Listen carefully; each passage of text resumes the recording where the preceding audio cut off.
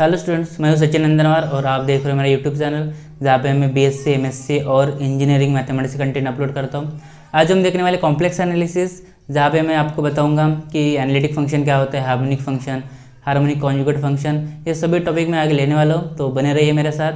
तो देखो, complex number basically क्या होता है कि z equals to x plus i into y, जहाँ पे x रियल पार्ट होता है और y इमेजिनरी पार्ट होता है। तो ये इमेजिनरी पार्ट कहाँ से आता है ये मैं थोड़ा सा आपको बता देता हूँ। देखो, दो इक्वेशन ले लेता हूँ मैं, x square minus four equals to zero, और दूसरा इक्वेशन ले लेता हूँ x square plus four equals to zero. अगर हम इससे सॉल्व करते हैं तो ये होगा x square equals to four, जहाँ से हमें एक्स इक्वल्स टू मिलेगा plus minus root of four, जहाँ से एक्स होगा plus minus two.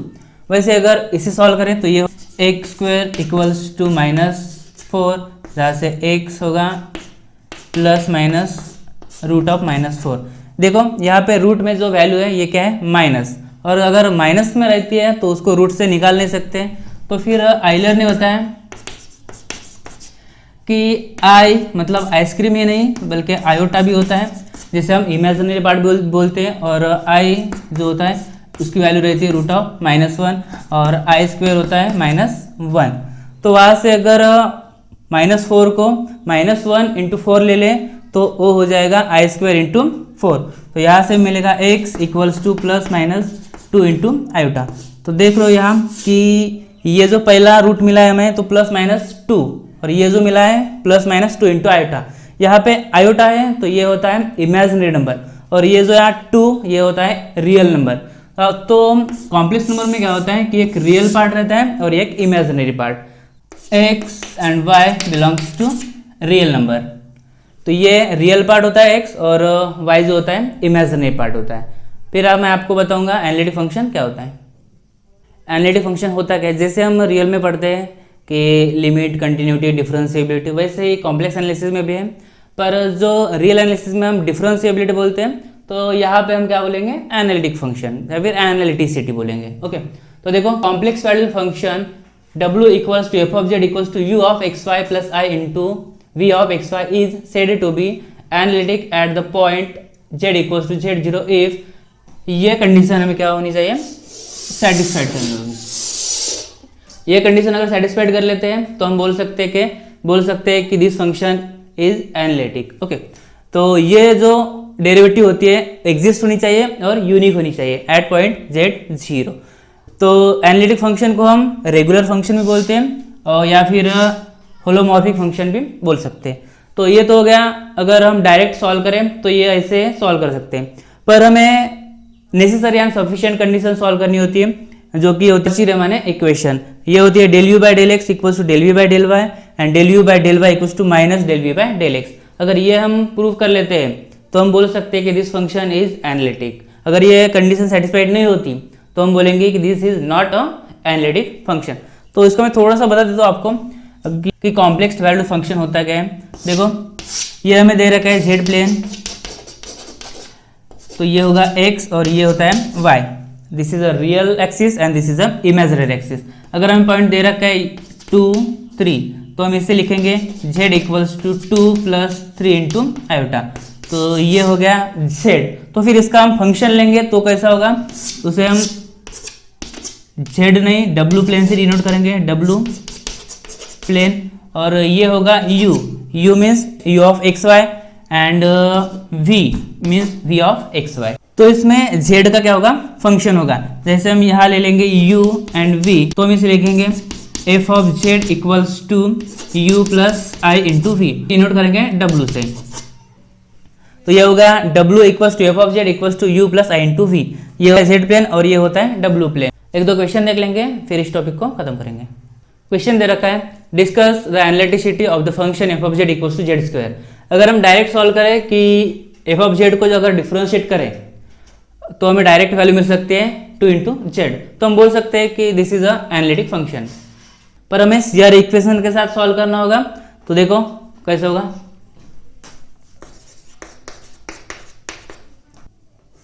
Late w equals to f of z equals to u plus i into v equals to z into square. और हम इसे solve कर लेते हैं तो z मतलब होता है x plus i into y square. यहाँ से सॉल्व करें तो यहाँ मिलेगा x square plus 2 of i into x of y plus i square into y square. तो यहाँ से एक्स स्क्वायर और आई स्क्वायर की वैल्यू क्या होती है -1।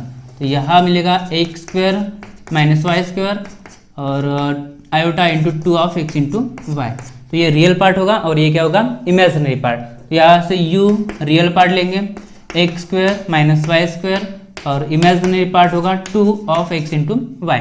तो CR इक्वेशन क्या कहते हैं कि del u by del x equals to del v by del y आना चाहिए और del u by del y equals to minus का del v by del x आना चाहिए। ठीक है, तो u को करेंगे differentiate with respect to x, इसको डिफ्रेंशिएट करेंगे तो ये होगा 2 ऑफ x, फिर y के साथ भी कर लेंगे तो del u divided by del of y equals to होगा -2 ऑफ y।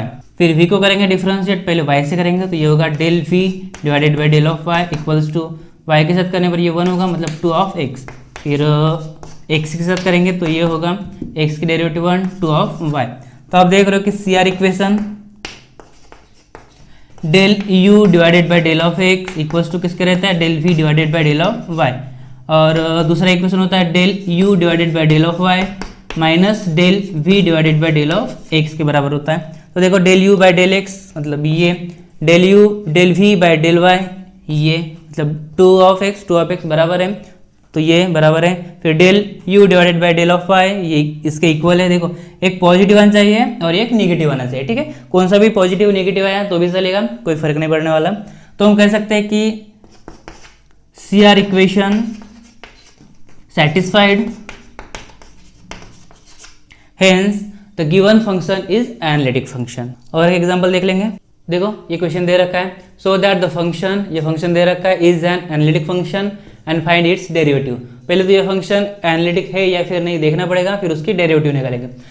थोड़ा सा मैं आप लोगों को बता देता हूँ कि e to the power iota theta की जो वैल्यू होती है वो होती है cos of theta plus i into sine of theta. ठीक है, ये होती है e to the power iota into theta.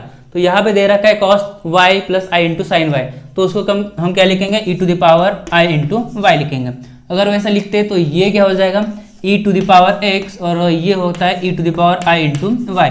e common है तो उसको एडिशन करना पड़ेगा तो e to the power x plus i into y that means e to the power z, क्योंकि x plus i into y क्या होता है z होता है। जो क्वेश्चन दे रखा है e to the power x into cos y plus i into sine y, तो इसको हम e to the power z भी बोल सकते हैं या फिर लिख सकते हैं। ठीक है, तो एग्जाम में क्वेश्चन ये भी आ सकता है या फिर ऐसे भी आ सकता है।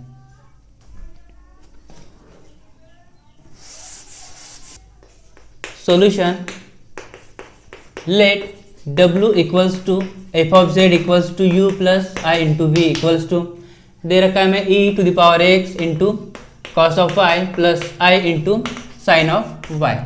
तो मल्टीप्लाई करेंगे तो वहाँ से रियल पार्ट मिलेगा मतलब u मिलेगा हमें e to the power x into cos of y और इमेजिनरी पार्ट v मिलेगा e to the power x into sine of y। तो u को करेंगे डिफरेंशिएट x के साथ और v को y के साथ। Del u divided by del of x, तो e to the power x की derivative e to the power x into cos of y। v को करेंगे डिफरेंशिएट y के साथ तो ये होगा साइन की derivative cos that means e to the power x into cos of y। फिर u को करेंगे y के साथ cos y की डेरिवेटिव माइनस साइन तो ये होगा minus into e to the power x into sine of y। And v को करेंगे डिफरेंशिएट x के साथ तो देखो e to the power x की derivative e to the power x की होती है इंटू साइन ऑफ y। तो CR इक्वेशन क्या होता है del u divided by del of x equals to del v divided by del of y and del v divided by del of x equals to del u divided by del of y minus. तो देखो आप ये इसके equal है और ये इसके equal है। ठीक है, एक पॉजिटिव एक नेगेटिव। तो हम बोल सकते हैं given equation is satisfied CR equation that implies the function is analytic function. तो ये जो हमें गिवन दे रखा है e to the power x into cos of y plus i into sine of y, ये क्या है एनालिटिक फंक्शन है।